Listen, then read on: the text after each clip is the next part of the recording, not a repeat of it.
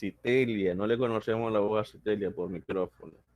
Citelia, ¿está por ahí Citelia?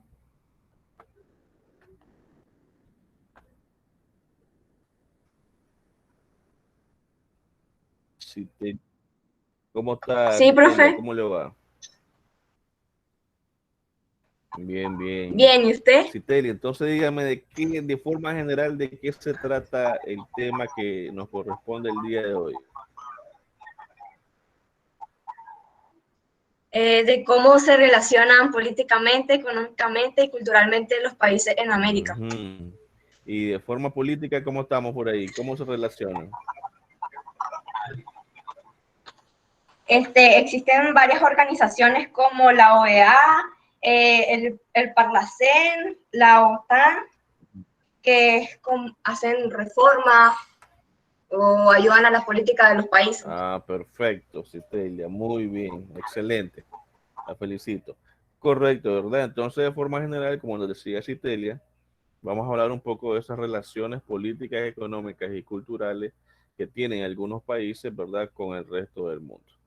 Obviamente, no en estas organizaciones a veces no están todos los países por X o Y motivo. Vamos a ver entonces algunos de ellos. Dentro de las relaciones políticas tenemos nosotros la Organización de Estados Americanos, ¿verdad? La OEA, también tenemos el Parlacén, que es el Parlamento Centroamericano, y lo que se llama la OTAN, ¿verdad? Empezando con la Organización de los Estados Americanos, que prácticamente se creó en el 1948, un poco después de terminar la Segunda Guerra Mundial. En la actualidad tiene más de 35 estados miembros. Cuba fue admitida, pero por razones ideológicas políticas fue, fue expulsada de la OEA, ¿verdad? Y en el caso de Puerto Rico, no pertenece a esta organización porque es un estado libre y asociado. Y ese concepto, ¿verdad? Les decía yo, es un concepto un poco contradictorio. Vamos aquí a llamar a Dariush. ¿Está por ahí Dariush?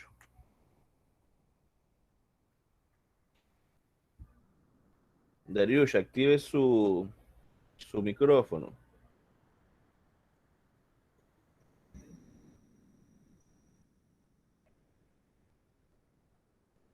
Dariush.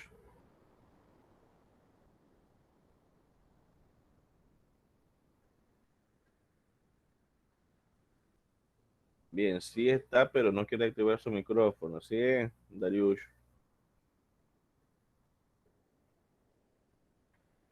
Giovanna Paola, ya que está viniendo un poquito tarde por ahí. Giovanna Paola, active su micrófono. Buenos días, profe. Buenos días, ¿cómo le va? Bien, ¿y usted? Bien, bien.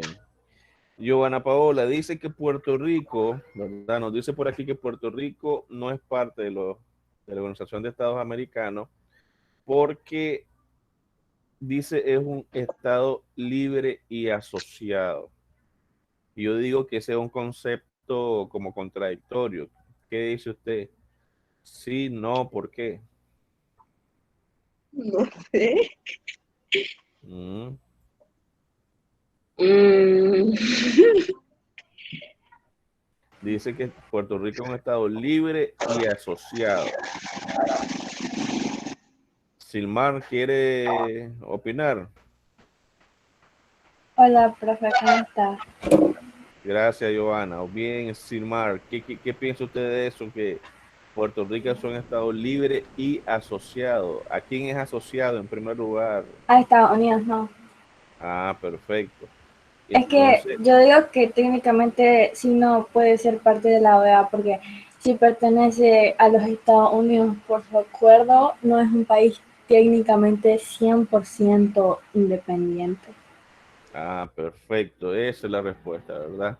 Si es un estado asociado, no quiere decir que no tiene plena, como nos dice Silmar por ahí, no tiene plena soberanía, ¿ok? Porque está asociado a Estados Unidos y depende en muchos elementos de él, ¿ok? Muy bien, Silmar, así es. Y entonces, ¿verdad? La OEA es una organización que prácticamente trata de solucionar conflictos, establecer diálogos multilaterales, también promueve la integración política y con eso la integración económica, ¿verdad? Habla sobre en determinados momentos, en estos conflictos, desarrolla el poder establecer o desarrollar la democracia, la protección de los derechos humanos, fortalecimiento de la seguridad, el libre comercio, la lucha contra la corrupción y el narcotráfico, que hoy en día eso es un flagelo en todos los lugares. Bien, pasaríamos al Parlacén.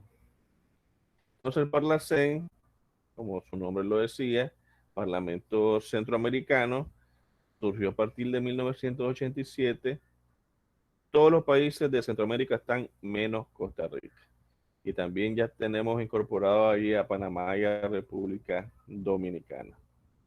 ¿Por qué creen ustedes que Costa Rica no forma parte del Parlacén? Vamos a preguntarle por aquí a Paulo César. ¿Está Paulo César? Aló, Paulo. profe. Claro que sí, aquí estoy. Ok, Paulo César, ¿por qué cree usted que Costa Rica no quiere formar parte del Parlamento Centroamericano? ¿Alguna idea en general? Mm, no sé, a lo mejor por la economía. Usted ve que aquí en Centroamérica no estamos tan bien. Sí, ahorita Costa Rica está pasando por un momento de crisis por ahí. Gracias, Pablo César. Pero bien, De, en su momento, ¿verdad? La década de los 80, 70, cuando todavía dice César Patria porque no quiere asociarse con la República Dominicana. Según algunos, ¿verdad? Políticos dicen que Costa Rica, ha habido varios intentos para que Costa Rica se incluya en el Parlacén, pero Costa Rica aduce de que Centroamérica, o por lo menos en ese momento, ¿verdad? Que Centroamérica no tenía la madurez política y que había muchas cosas malas en ese sentido y por eso no quiso y no ha querido formar parte del Parlamento Centroamericano. Pero, ¿verdad? Obviamente, esta es una organización que igual sirve como una instancia para poder estrechar lazos entre los países y obviamente a llegar a acuerdos económicos que puedan beneficiar a toda la sociedad. También forma parte de la Unión Europea, ¿bien? Y obviamente ayuda a establecer lazos. Ahora la OTAN, Organización del Tratado Atlántico Norte, también, también surgió a partir de ese gran conflicto de la Segunda Guerra Mundial. Este, Tiene países europeos y dos americanos, en este caso Estados Unidos y Canadá, son parte de la OTAN.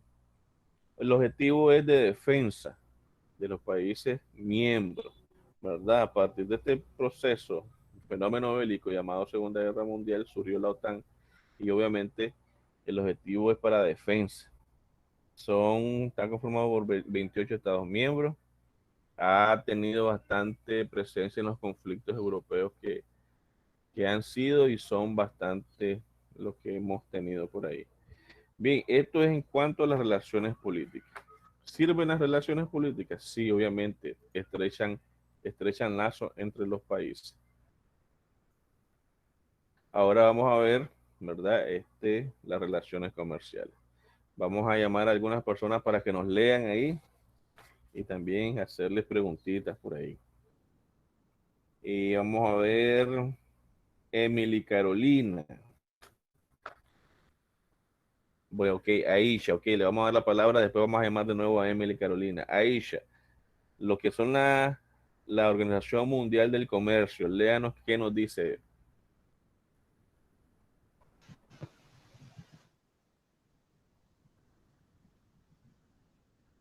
Ajá, Aisha.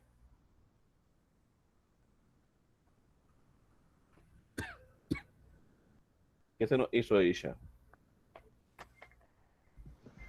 Bien, ya se lo pasó.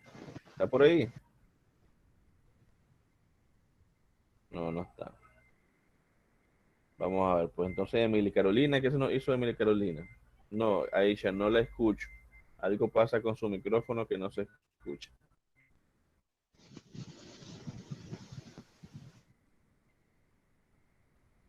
Sí, bien. Entonces, la Organización Mundial del Comercio, obviamente, ¿verdad? Es una institución que tiene que ver con acuerdos y elementos comerciales entre los países. Establecer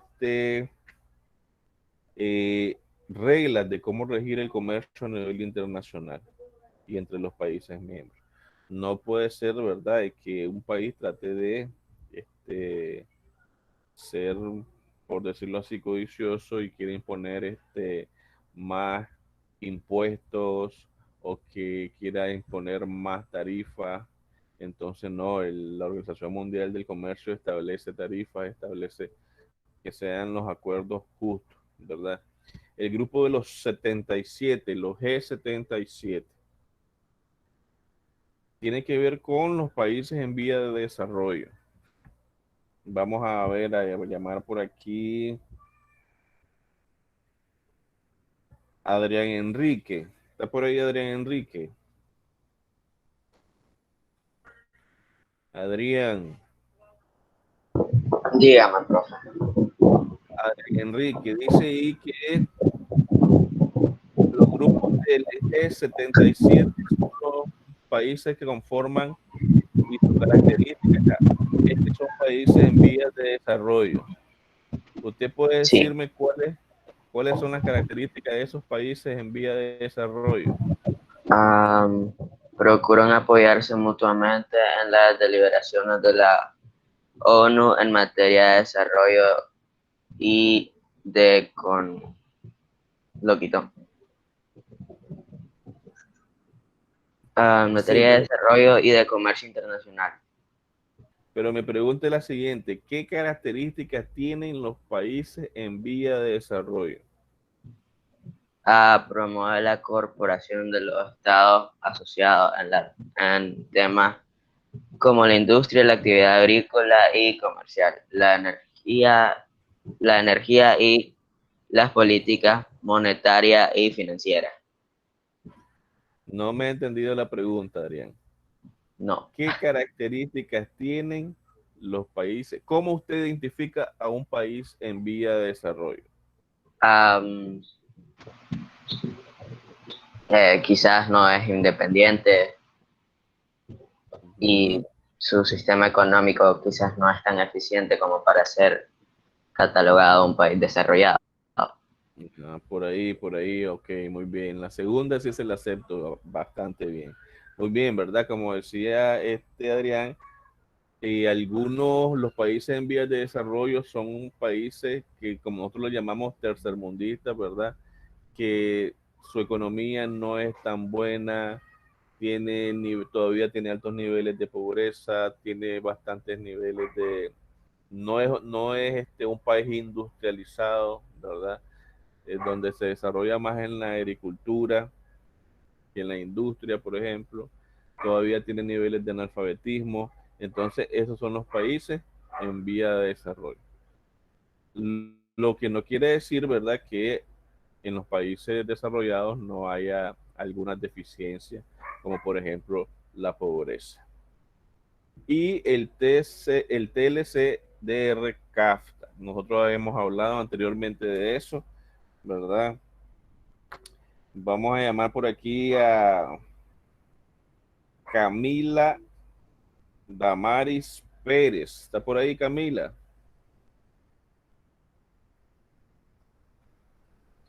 Camila Damaris.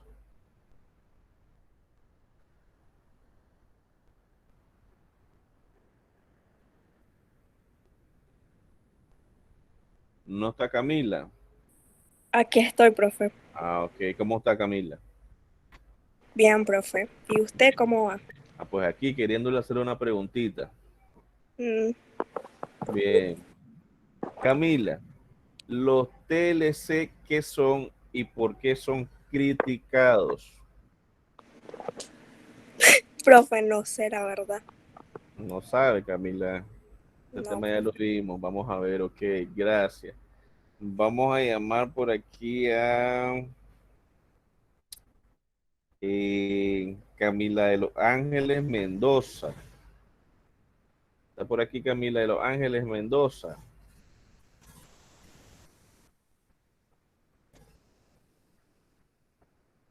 Ajá, Camila Mendoza.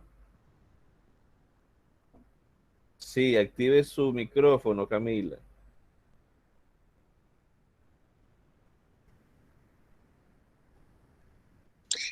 Buenos días, profe. Buenos días. Tanto tiempo sin escucharla, ¿verdad? Sí, verdad, profe. Ay. Sí. Bien, Camila, entonces dígame qué son los TLC y por qué son criticados estos TLC. En tratados de libre comercio, pues, porque Perfecto. favorecen solo a Ajá.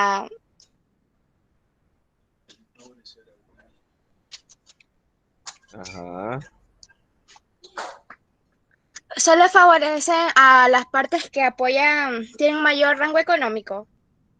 Bueno, necesito que me explique más por ahí.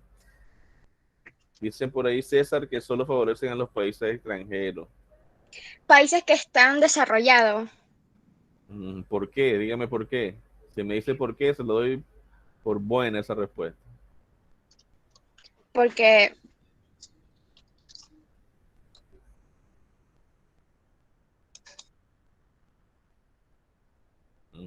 Camila. Muy bien, Camila, gracias. Sí, recuerden una cosa, ¿verdad? Recuerden que hay en los tratados de libre comercio se establece una competencia. Se abren los mercados de los diferentes países miembros, ¿verdad?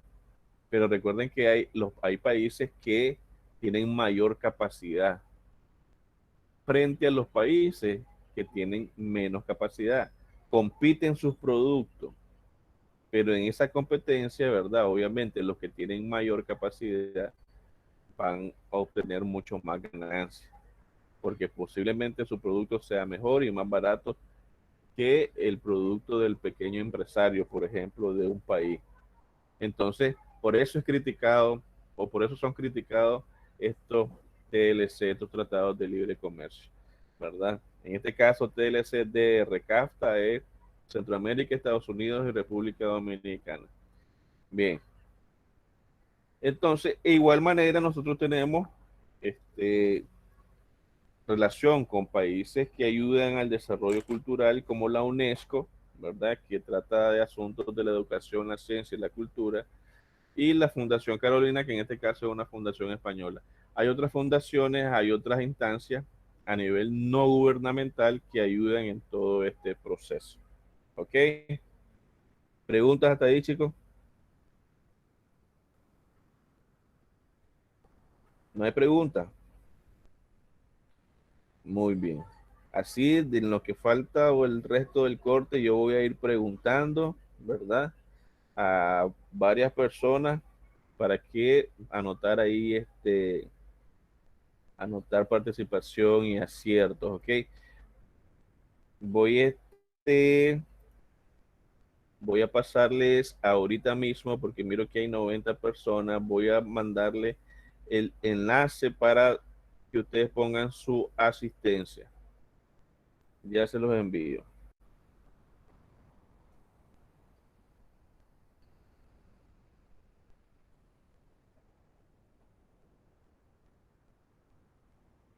Recuerden que la asistencia es importante.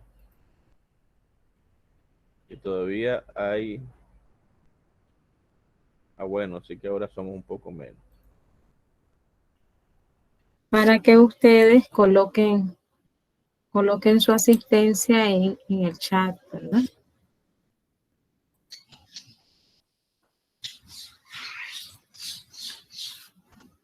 Es muy importante que se registre, ¿verdad? Porque de esa forma nosotros constatamos su asistencia en la clase del día de hoy.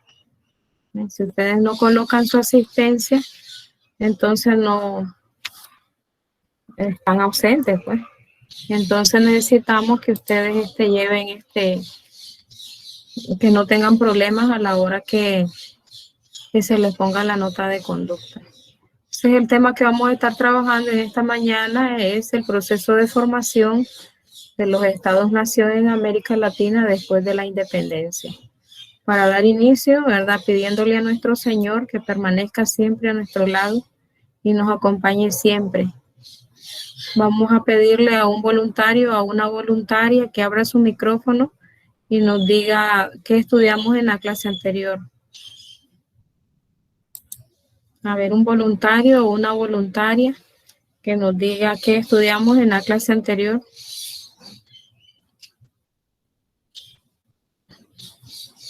No hay voluntarios. A ver si Camila Mendoza, ¿verdad? Que hoy, el día de hoy ha sido premiada con 2 participaciones. Nos explica brevemente, ¿verdad? ¿Qué Buenos días, estudiamos? profe. Buenos días, Camila Mendoza. Fue de los hechos externos que influyeron en la independencia de los países hispanoamericanos. Excelente, Camila. ¿Y cuáles fueron esos acontecimientos? Las ideas de externos? ilustración que exponía que el conocimiento podía eliminar la tiranía del régimen, las independencias de las 13 colonias, la Revolución Francesa y las consecuencias de la invasión de Napoleón Bonaparte. Muy bien, a España. Muy bien, ahora le vamos a pedir a la niña Pantin, a Adriana Pantin, se encuentra presente. Además de lo que hablaba Camila, ¿verdad? Que fue muy importante, abordamos otros elementos en la clase. Adriana Pantin, Marcela, ¿se encuentra presente? Sí, profe, aquí estoy. Sí, Marcela. Entonces nos habla sobre los otros elementos, además de los elementos externos que influyen en el proceso de independencia en los países hispanoamericanos. Hablamos de otros elementos importantes. Como la independencia de Nueva España, profe. Sí. Sí, la independencia de Nueva España se desarrolló en 2 etapas, que pretendía destruir a las autoridades virreinales y nombrar una junta que gobernara Nueva España. Muy bien. A ver si Julio Torres, ¿se encuentra Julio Torres? Que nos menciona los personajes que se destacan en el proceso de independencia de México y Centroamérica, ¿verdad? Que conformaban el virreinato de Nueva España. ¿Sí, Julio? Los personajes que se destacan. ¿Cuáles son esos personajes que se destacan en el proceso independentista de los virreinatos, ¿verdad? Que se encontraban en nuestros pueblos durante el periodo colonial? ¿No está listo? Dígame, profe. Estaba preguntándole que cuáles son los personajes que se destacan en el proceso de independencia. Ya Camila abordó, ¿verdad?, de los elementos que influyen, los elementos externos que inciden e influyen en el proceso independentista que se vivió en nuestros pueblos. Y Pantin hablaba, ¿verdad?, de los acontecimientos en sí, las etapas que se da este proceso. Entonces, la otra pregunta, ¿verdad?, que se le realiza a usted es ¿cuáles son los personajes que se destacan en el proceso independentista? Simón Bolívar, José San Martín, Rafael Riego, Mariano Osorio, Pablo Morillo. Sí. Estás mencionando en América del Sur, le pregunté en México. En México hay un sacerdote muy importante que inicia, ¿verdad?, el proceso de independencia con el famoso grito de Dolores en la ciudad de Dolores, México. ¿Cómo se llama ese sacerdote? Miguel Hidalgo. Miguel Hidalgo, correcto. En Centroamérica, miremos en Centroamérica.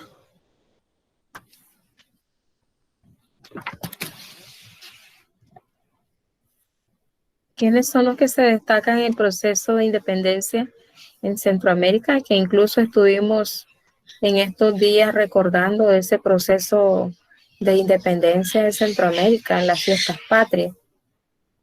Vamos a preguntarle a ver si nos ayuda con eso Aisha. ¿Quiénes son los personajes que se destacan en el proceso de independencia en Centroamérica? ¿Se encuentra Lombardo? Lombardo. Aló, profe. Dígame, Lombardo, ¿quiénes son los personajes que se destacan en el proceso de independencia? No la escucho, profe. Los personajes que se destacan en el proceso de independencia de Centroamérica. Pues los personajes que se destacan ¿en el qué? En el proceso de independencia. A ver si Roberto Fabián está ahí atento y nos ayuda. Pues bueno, se destacan Simón Bolívar en la parte de lo que es Colombia, Ecuador y Venezuela. La parte del norte de América del Sur. Sí, siga. José de San Martín en la zona sur. Tomás Ruiz. Ajá, el padre Tomás Ruiz, que era de Nicaragua. Sí. ¿Quiénes más se destacan? No recuerdo tan bien, es que me acordará de Tomás Ruiz. De la Reinaga, José Cecilio del Valle, Gabino Gainza, Pedro Molina, está la esposa de don Pedro Molina, ¿verdad? Que participó haciendo una protesta enfrente del Palacio de la Capitanía General de Guatemala. Eso también lo hablamos en la clase anterior, ¿verdad? Sí. Bueno, terminado el proceso de independencia, se establecen juntas, ¿verdad? Un nuevo sistema de gobierno que se establece en las zonas donde estaban anteriormente los famosos virreinatos.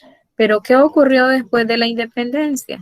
Después de la independencia, ¿verdad? Viene el proceso de formación de los nuevos estados nacientes. Sin embargo, pues hay un sinnúmero de situaciones que se manifiestan en nuestros pueblos. ¿Qué situaciones se manifiestan? Guerras, conflictos, disputas, ¿verdad? Por territorio. ¿Por qué hay disputas por territorio? Porque no estaban bien definidos los límites, ¿verdad? Que se establecieron entre las diferentes provincias. Entonces ahí comienzan los conflictos. O sea, al terminar el proceso, ¿verdad? De la independencia, los cambios, ¿verdad? No fueron inmediatos. En muchos aspectos se mantiene en este periodo la herencia del periodo colonial.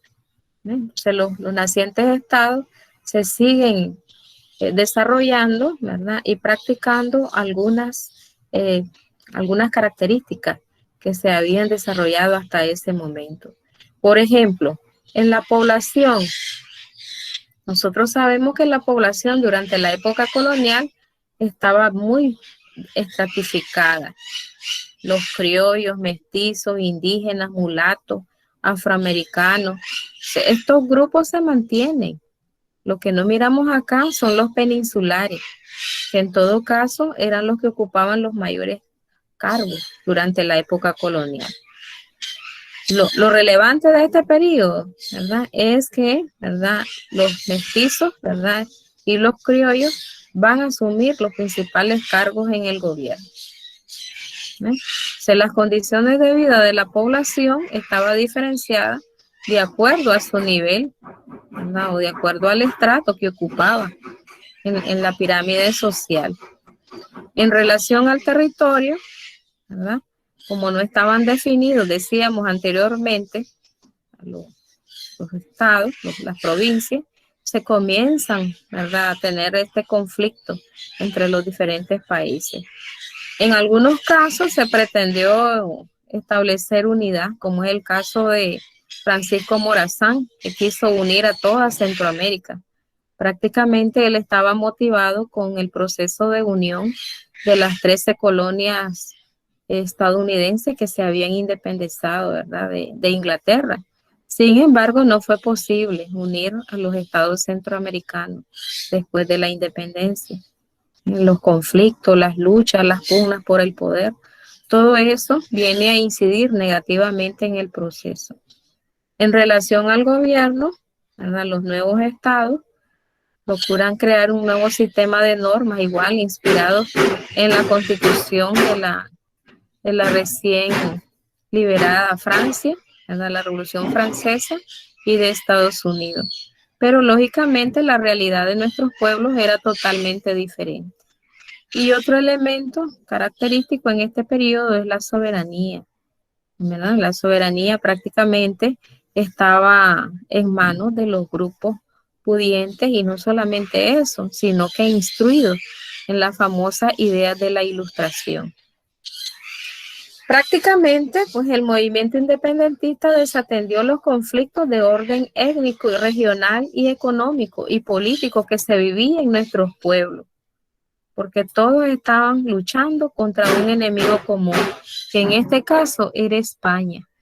O sea, los problemas internos salieron a flote en ese sentido, ¿sí? La minoría criolla se consolidó en el poder y los afrodescendientes siguieron siendo esclavos. Los indígenas sí fueron incorporados a las haciendas y ahora pues ya se les pagaba.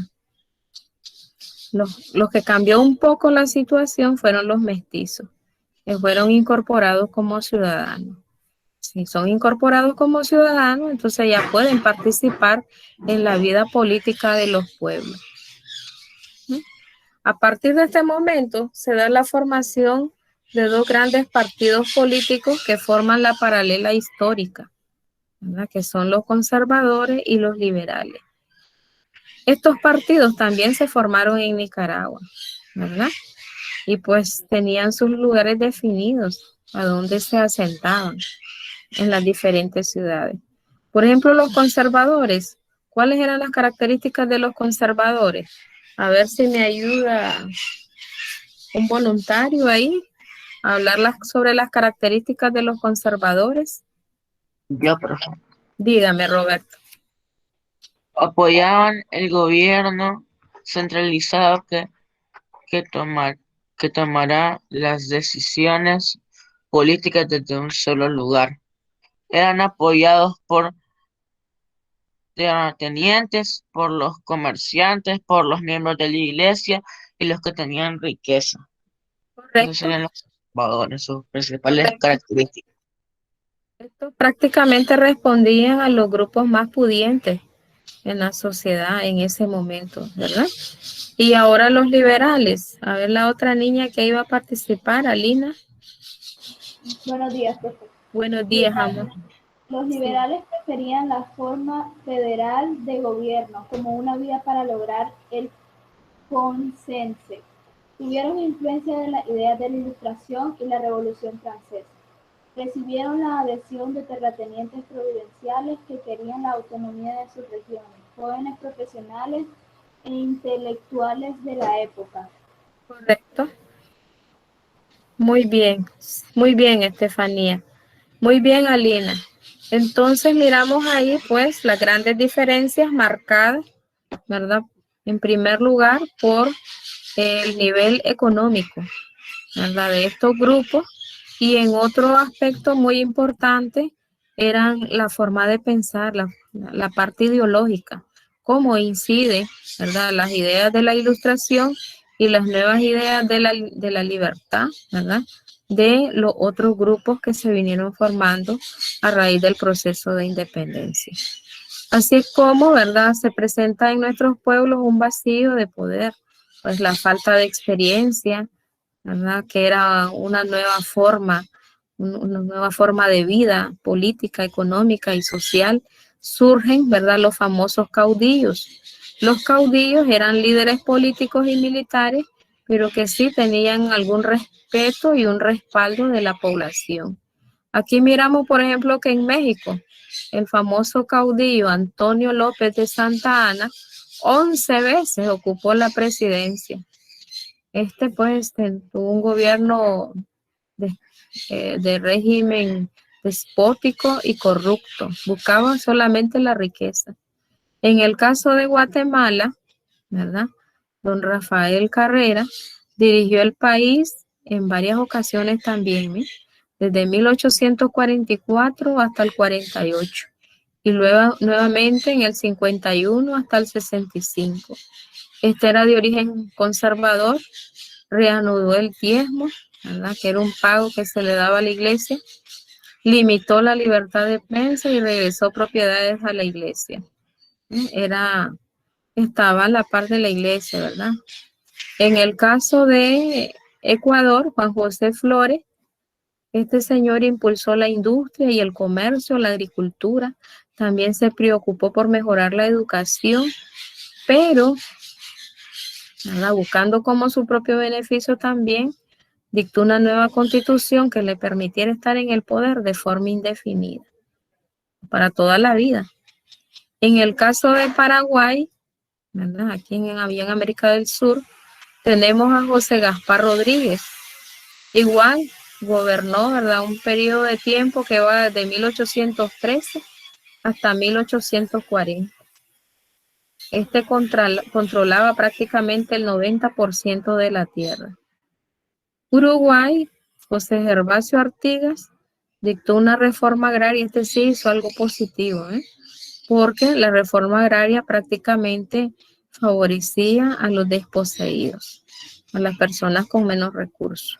Y en el caso de Argentina, Juan Manuel Rosas, ¿verdad?, también ocupó el poder, el mando por varios periodos y decretó reformas para impedir que se importaran trabajos de manufactura con el objetivo de producirlos aquí mismo, principalmente los trabajos relacionados con los caballos, ¿verdad?, albardas, aperos, trabajos también textiles, para buscar cómo desarrollar la producción en Argentina. Son algunas de las características de los caudillos que se desarrollan posterior al proceso de independencia de nuestros pueblos. En conclusión, podemos decir que las décadas posteriores a la independencia de América Latina se caracterizó por una gran inestabilidad política, económica y social, producto del vacío de poder que se da después de la independencia. Y surgen los famosos bandos liberales y conservadores, con ideas contrarias en cuanto a la forma de gobernar los pueblos. En el siglo XIX surgen los famosos caudillos. Estos propiciaron el afianzamiento de los estados-nación en cada una de las regiones. Vamos a pasar ahora el nado por el día de hoy. Bendiciones a todos, un abrazo. Siempre